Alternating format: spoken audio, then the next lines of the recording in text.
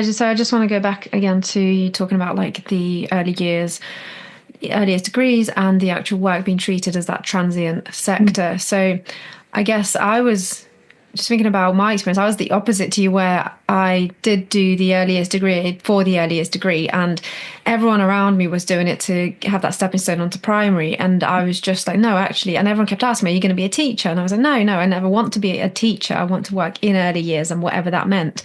But I still wasn't proud of saying that I work in early years, or I'm a nursery nurse or an earliest practitioner, or any of the roles that I held throughout the years.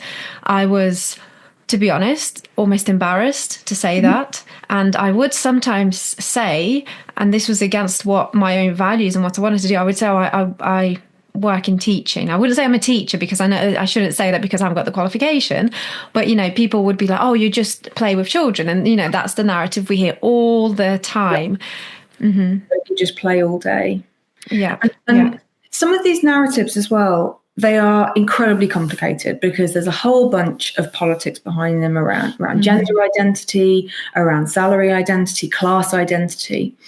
And, there's a whole lot of things that we need to remember about the communities in which people come from and the opportunities in those communities in which they're based.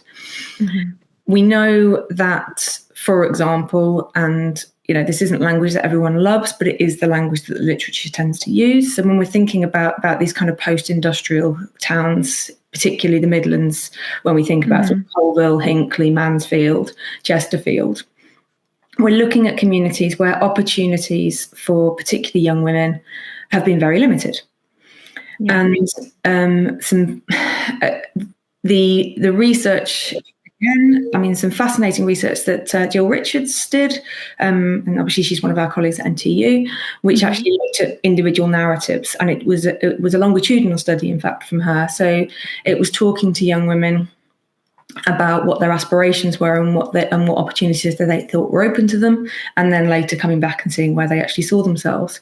And overwhelmingly, these young women in secondary education were talking about the only opportunities available to them being kind of beauty, hairdressing, childcare. Mm-hmm. Yeah. And that was for several reasons, one of which being that